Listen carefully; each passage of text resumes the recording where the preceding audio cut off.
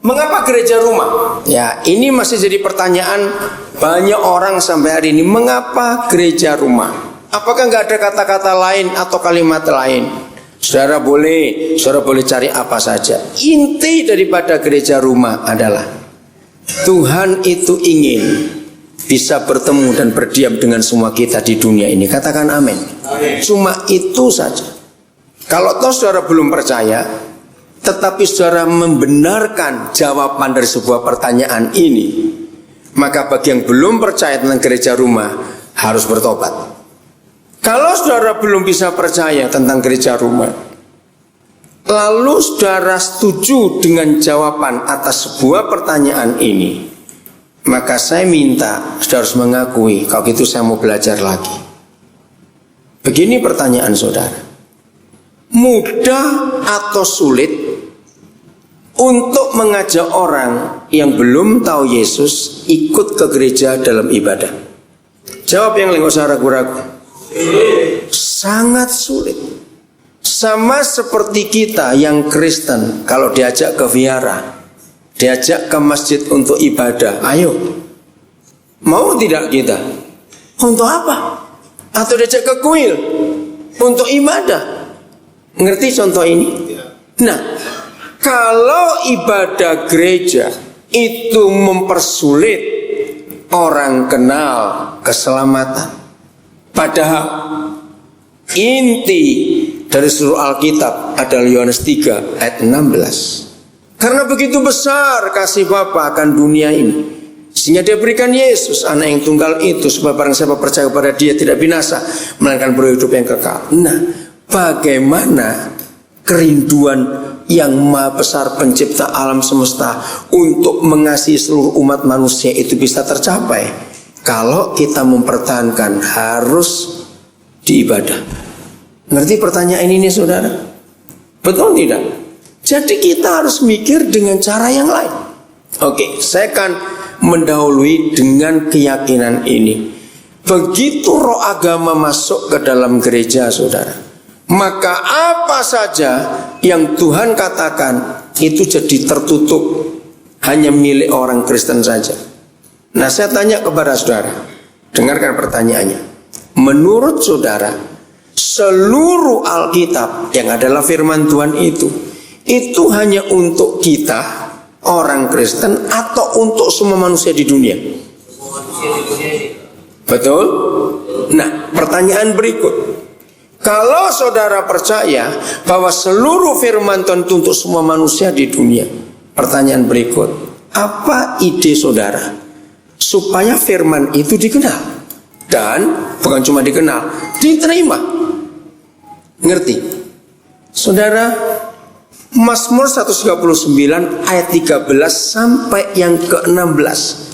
Percayakah saudara atau percayalah saudara bahwa sudah banyak orang yang saya bawa kepada Tuhan Yesus gara-gara ayat-ayat itu.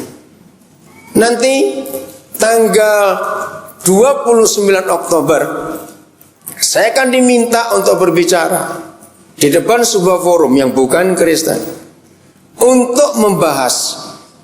Saya yang memberi tema karena mereka minta Amazing Human Body. Jadi betapa hebatnya metabolisme tubuh kita ini. Pasti seorang gak akan tahu. Cari di Google, itu ada. Jadi Google itu andalan betul sekarang ini. Otot yang terkuat dalam tubuh kita, siapa yang tahu ada di mana? Otot yang paling kuat, saudara. Saya kaget waktu itu. Jadi nanti forumnya bukan forum Kristen. Saya akan pakai ayat Alkitab. Betapa hebatnya metabolisme tubuh kita ini. Betapa hebatnya tubuh kita ini. Nah, saya tanya kepada panitianya, kenapa kalian minta saya tema itu? Ternyata panitianya pernah ngumpulkan kaset-kaset isi di khotbah saya ketika saya mulai mengajar di banyak tempat yang bukan Kristen tentang kesehatan. Dan mereka heran. Nah, siapa tahu? Gak ada yang tahu? Lidah itu otot yang terkuat di dalam seluruh hidup kita. Lidah kalah spare tangan ini. Lidah ini paling kuat. Hebat sekali. Nah, di situ kita lihat hebatnya Tuhan. Saudara, setiap 1 jam, dengar ya, setiap 1 jam ada 100 triliun sel di seluruh tubuh kita yang diganti baru. 100 triliun, bukan 100 miliar. Itu setiap jam, itu diganti. Nah, kalau kita suruh bayar, lebih baik mati dah, mau bayar pakai apa? Oke, walaupun cuma 1 sen, 1 sel, 1 sen kali 100 triliun berapa miliar lagi itu? Setiap 1 jam. Itulah kehidupan kita. Nah, itu semua ayatnya ada di ada di Mazmur 139 ayat 13 sampai yang ke-16. Saya ketemu beberapa tokoh agama dari agama apa saja, saya bersahabat dengan mereka. Pada tanggal 16 Agustus 2004 ya. 2003. Waktu itu Cak Nur, Dr. Nur Kuls Masjid masih hidup. Saya itu diminta untuk memberi ceramah pengentasan kemiskinan di aula kampus Universitas Paramadina di Tebet. Saya satu penghargaan. Itu kampus muslim, walaupun muslim yang moderat. Nah, saya disuruh menyampaikan bagaimana prinsip kitab suci yang saya percaya tentang pengentasan kemiskinan. Saya telepon pada panitia, saya tanya dulu, ya. Maksud saya mau berhati-hati kenapa saya diundang. Ya, akhirnya mereka tahu apa yang kami kerjakan di Papua. Bahwa metode yang Bapak buat di Papua itu metode yang sangat tepat untuk pola dipakai pengentasan kemiskinan di Indonesia. Yang saya kaget, berarti apa yang kita buat mereka sudah tahu. Dan buat saya bersyukur. Akhirnya saya bicara, nanti kalau sempat ya, saya akan tunjukkan kitab Ulangan. Maka itu dahsyat sekali. Nah, selesai acara itu kami makan malam. Ketika saya ngomong soal perburuan, tapi saya bilang, Pak, sayangnya umat kami banyak yang gak taat. Maka itu masih banyak orang miskin di negeri ini. Saya ngomong, saudara, seandainya gereja taat pada hukum 10% itu, gak ada orang miskin di negeri ini. Loh, iya atau tidak? Saudara lihat sekarang mereka membuat zakat internasional. Tahu nggak kelompok mereka itu? Luar biasa, saya ngikuti zakat internasional yang akan mereka kelola. Sekarang bank-bank syariah luar biasa, saudara. Kita ini ketinggalan. Datang ke Jayapura, saudara kan sedih melihat gereja. 100% semua pedagang, penjual di pasar, yang istilah kami mama-mama, kalau di sini inang-inang itu, yang jualnya cuma pakai kardus, pakai apa itu plastik di tanah. Semua mereka 100% di 3 pasar besar di Jayapura dapat kredit dari bank syariah. Dan itu semuanya Kristen. Minggu lalu saya dari Timika. Saya kaget. 2 bulan lalu saya ke Timika terakhir, saya balik lagi di sana. Di Timika itu ada 16 kompleks ruko, walaupun nggak besar. Ada yang 6, ya. Yang paling besar itu 11. Yang lain ada 3, ada 4. Kompleks ruko itu nggak laku. Sudah lama saya tahu, harganya mahal sekali. Minggu lalu waktu saya datang, di 16 kompleks ruko itu ada spanduk besar KPR Bank Syariah. Ngerti maksudnya? Ditawarkan kepada masyarakat, dan itu daerah Kristen, saudara. Bayangkan, kemana ini gereja itu kemana? Ngerti contoh ini, saudara? Nah, oke, saya kembali pada ayat itu. Jadi, kalau gereja tidak mengeluarkan Yesus dari gereja, orang lain akan bergerak. Mereka sudah terjun langsung. Kita cuma sibuk di dalam saja, hanya ngurus ibadah. Nah, jadi Mazmur 139 ayat 13-16 itu dasar. Tidak ada kitab suci agama apapun yang begitu hebat membahas janin dalam kandungan kecuali ayat itu. Maka itu sampaikan kepada semua orang. Pak, firman ini gak cuma untuk kita, untuk semua orang bisa mendengar. Nah, saya tanya lagi. Kalau saudara percaya betul bahwa firman Tuhan kita ini bukan cuma untuk kita, tapi untuk semua orang. Jujur jawab pertanyaan saya. Apakah kita akan tetap khotbah di gereja ayat-ayat itu? Loh ya jawab. Mungkin tidak kalau kita tetap maksa khotbah di gereja waktu ibadah. Yang dengar ya kita-kita lagi. Betul? Jadi konsep gereja rumah itu membuat Yesus dan firman-Nya dikenal tanpa tertutup oleh kelompok agama untuk semua orang. Saya tanya kepada saudara, ini pertanyaan konyol, tapi harus ditanyakan karena banyak yang belum mengerti juga. Secara fakta, lebih gampang mengundang mereka yang belum tahu keselamatan ke gereja atau ke rumah kita? Jelas ke rumah. Nah, kita yang di rumah itu kan gereja. Loh, iya atau tidak? Matius 18 ayat 20. Itulah batas terkecil gereja di mata Tuhan, di mana ada 2 orang dan orang-orang ketiga yang berkumpul dalam namaku, disitulah aku ada di tengah-tengah mereka. Kalau saudara percaya ayat itu, saudara harus percaya itu gereja rumah. Kalau saudara tidak percaya ayat itu, serobek bagian itu, maka saudara nggak penuh jadi Kristen karena ayatnya kurang 1. Loh, boleh nggak saya berkata seperti itu? Jadi gereja rumah itu nggak usah dipertentangan, sudah ada dari dulu. Mengundang orang di rumah jauh lebih gampang. 3 tahun terakhir banyak keluarga memenangkan jiwa dengan cara gampang yang saya anjurkan. Nah tolong di Medan pakailah cara itu. Sudah banyak berhasil. Anak-anak kita yang masih SD, ya, beritahukan. Jadi kalau kita membuat gereja rumah, saudara, anak-anak itu tuh gampang untuk kita motivasi dalam penginjilan. Nah, saya ajar sejak 3 tahun yang lalu, tahun 2007, saya mulai menggalakkan cara ini.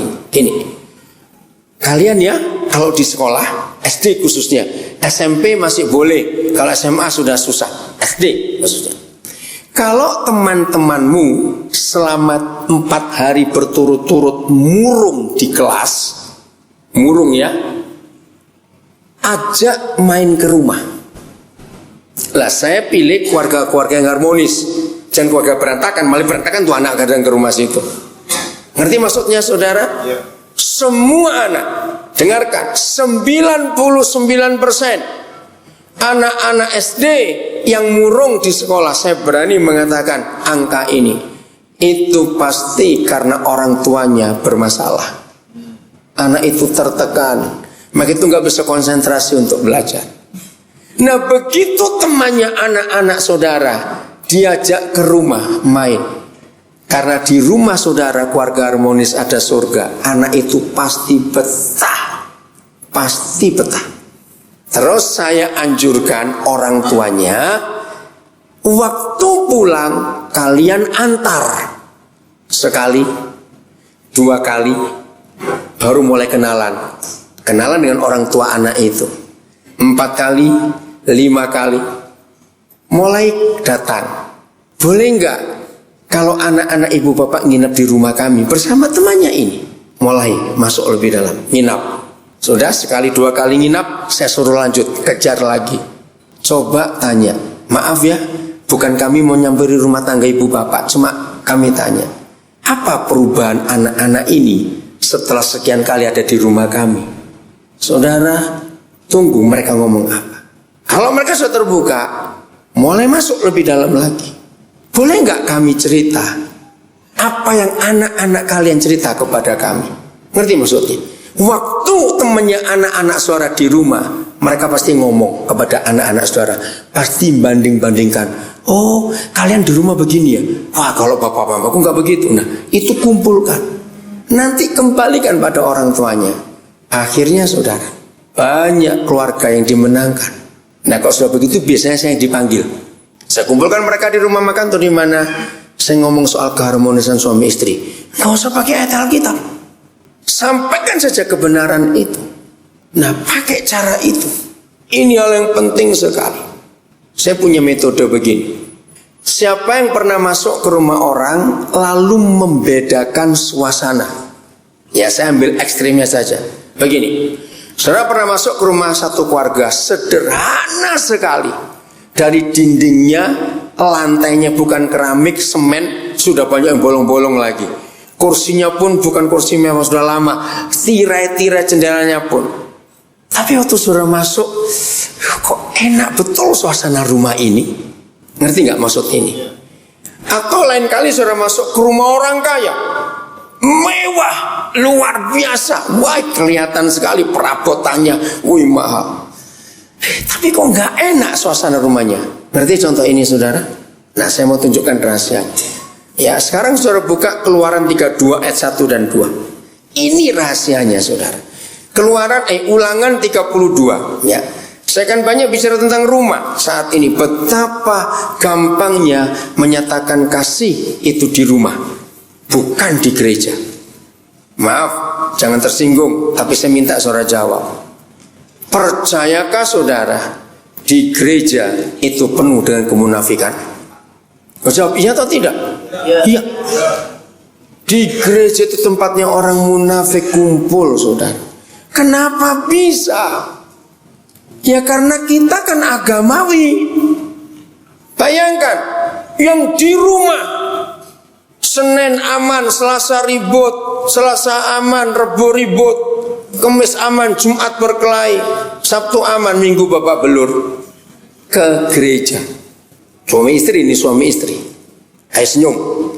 Jangan senyum, dilihat orang itu, kita ibadah ini. Lu senyum kok dipaksa. Ngerti ilustrasi ini saudara? Nah, munafik. Kita ke gereja pakai topeng senyum. Begitu selesai ibadah, topeng senyum masuk ke bagasi. Lanjut, mau apa sekarang? Maka itu saudara, di rumah itu hal yang luar biasa.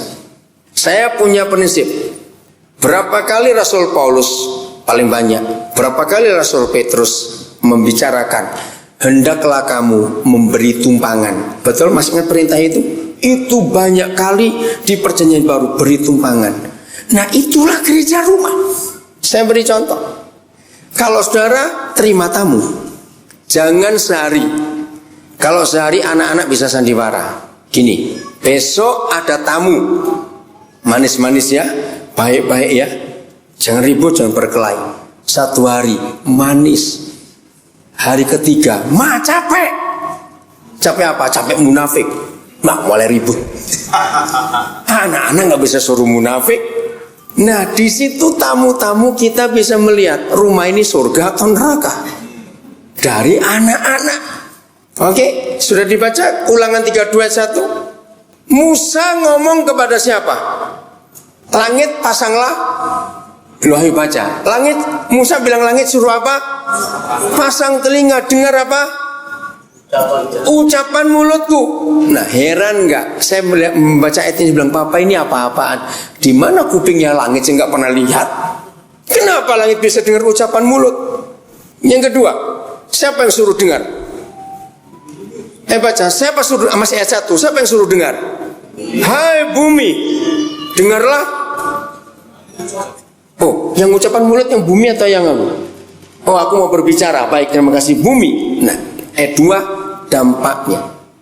Kalau ucapan itu benar, kalau bicara itu benar, ternyata langit akan menurunkan berkat dan bumi akan menerima berkat. Saudara, mungkin saudara bingung apa hubungannya dengan rumah. Ketika saya menyelidiki, kenapa rumah yang ini bisa penuh sejahtera? Kenapa rumah itu suasananya gak enak? Ternyata kata langit itulah atap tempat berteduh. Bumi itu tempat kita berpijak.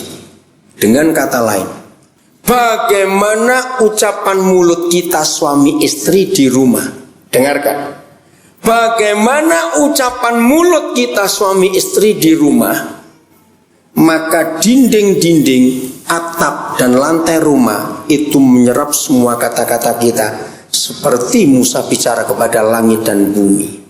Ternyata ketika saya ketemu dengan beberapa orang yang mengerti tentang suasana, dan waktu saya mengajar ini mereka heran, khususnya ini orang-orang Buddha, para pendeta Buddha, lalu kelompok-kelompok mereka. Betul, kita ini kalau ngomong apa saja, benda mati itu bisa dengar. Nah, saya diteguhkan. Maka itu suami istri, ucapan apa yang kita katakan? Dengar, rumah tangga yang tidak harmonis pasti sepi rumahnya. Ya atau tidak? Yes. Kenapa sepi? Ayo, kenapa sepi? Karena ngomong pendek salah, ngomong panjang salah, nggak usah ngomong. Awas suami istri yang seperti itu, rumahmu sepi. Berarti neraka ada di situ. Anak-anak yang jadi korban, mereka bingung kalau pulang. Kenapa bapak mama ini begini? Saudara, penting sekali kita jujur suami istri dan jangan munafik. Sebelum saya lupa, catat ini dan sampaikan kepada semua orang. Ini penting.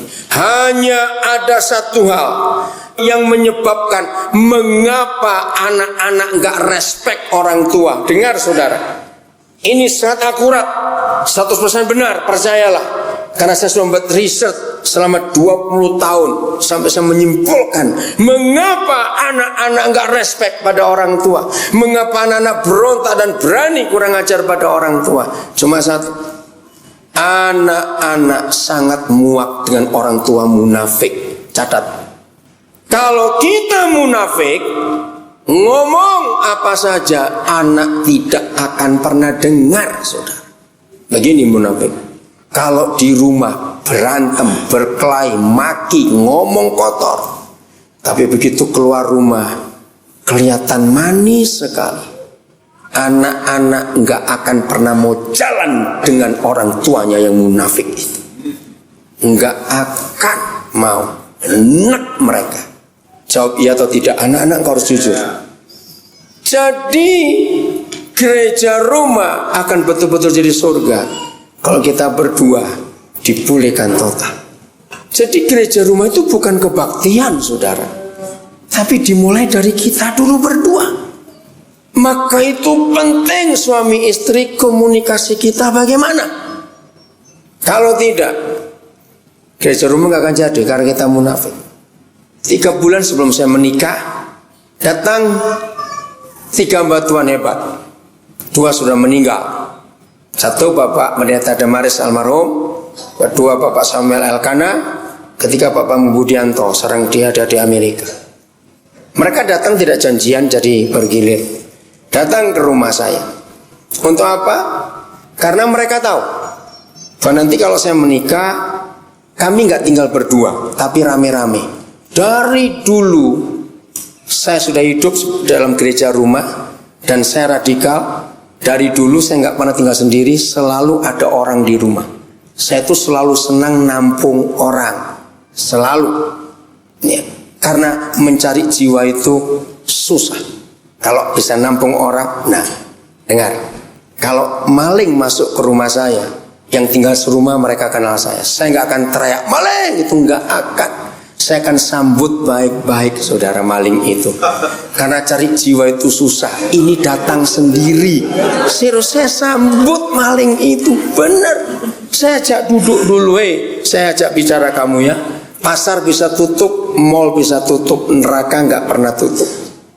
Kalau kamu nyolong, kamu masuk neraka. Kalau kamu minta, kamu selamat. Masuk kemana? Mau milih mana? Sebelum saya menikah, kami tinggal di Surabaya, Jalan Musi nomor 38. Saudara, kalau ada orang lupa nomor rumah saya, itu tukang-tukang becak, penjual rujak, penjual es, itu kenal saya semua. Karena hati saya seperti itu. Mereka itu menjuluki, oh itu rumahnya gak pernah dikunci. Benar, rumah itu gak pernah dikunci, 24 jam itu terbuka. Siapa saja boleh masuk. Jadi tukang-tukang becak, penjual itu luar biasa. Saya suruh mereka kalau siang panas, jangan pulang ke rumah. Tahun-tahun itu belum ada jual air di botol atau gelas. Tukang-tukang becak harus bawa air dari rumah. Susah, jangan pulang kamu. Ambil air di sini.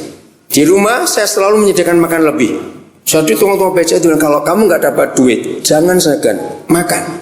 Istirahat kalau panas. Di ruang tamu kami itu, tikar, tempat tidur. Mau tidur silakan. Nah itu penjual-penjual makanan. Saya ajari mereka, awas kamu ya, kamu jangan cuma mau duitnya pelanggan. Itu air cucian piring gelasmu kalau nggak rajin cuci itu penyakit. Saya ajari mereka, itu ada air Ada keran air di halaman rumah. Tiap kali lewat saya minta kamu ganti airnya. Saya nggak ngomong Tuhan, nggak ngomong agama, nggak ngomong gereja. Mengapa gereja rumah? Ya, ini masih jadi pertanyaan banyak orang sampai hari ini. Mengapa gereja